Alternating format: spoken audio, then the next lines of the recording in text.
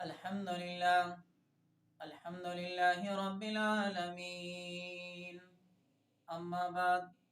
سامعین محترم، جیسا کہ آپ کو معلوم ہے، گزشتہ درسوں میں وضو کے متعلقہ مسائل چل رہے تھے۔ آج کی نشست میں بھی وضو کے متعلقہ ایک اور اہم مسئلہ آپ کی خدمت میں عرض کر رہا ہوں۔ مسئلہ یہ ہے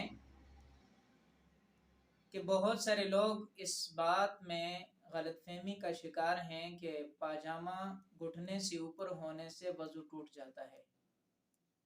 تو یاد رکھیں، شریعت مطہرہ نے بتایا ہے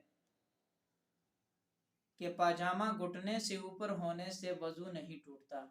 البتہ پاجامہ گھٹنے سے اوپر کرنا نہیں چاہیے، اس لیے کہ پاجامہ گھٹنے سے اوپر کرنے سے گناہ ہوتا ہے، یعنی چونکہ ستر کا حصہ ہے اور ستر کو چھپانا فرض ہے۔